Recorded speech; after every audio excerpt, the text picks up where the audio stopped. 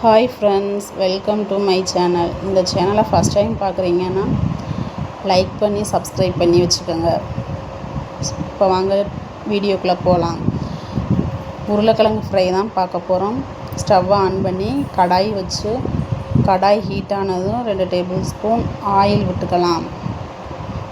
Oil நல்லா காஞ்ச உடனே அதில் கடுகுளுந்தம் பருப்பு சேர்த்துக்கலாம்.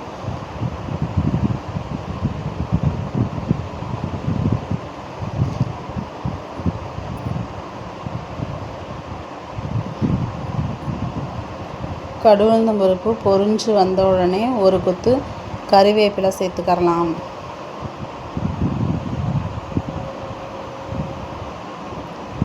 கருவேப்பிலை பொரிஞ்ச உடனே நம்ம கழுவி கட் பண்ணி இந்த சைஸில் நறுக்கி வச்சுருக்க உருளைக்கிழங்கை சேர்த்துக்கலாம்.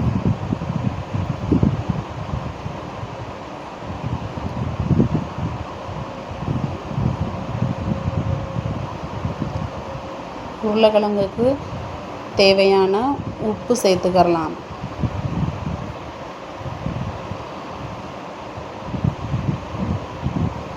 உப்பு சேர்த்து நல்லா கிளறிக்கலாம். மூடி வச்சு 8 to 10 மினிட்ஸ் வதங்கட்டும்.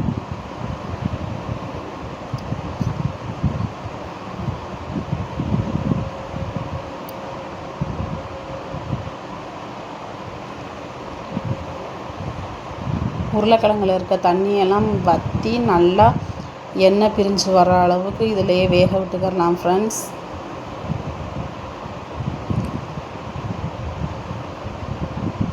இடையிலே நல்லா கலந்துக்கோங்க.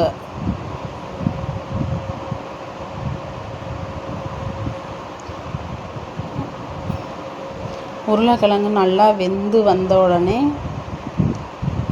நம்ம காரத்துக்கு தேவையான மிளகாத்தூள் ஆட் பண்ணிக்கலாம். நல்லா பாருங்கள், இந்த மாதிரி நல்லா கிளறிக்கலாம்.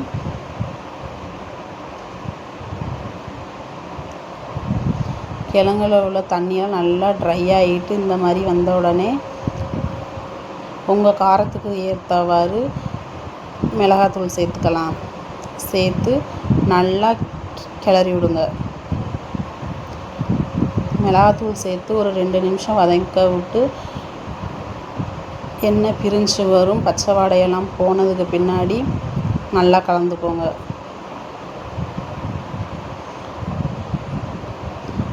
நல்லா வதங்கி வந்த உடனே எண்ணெய் பிரிஞ்சு வரும்.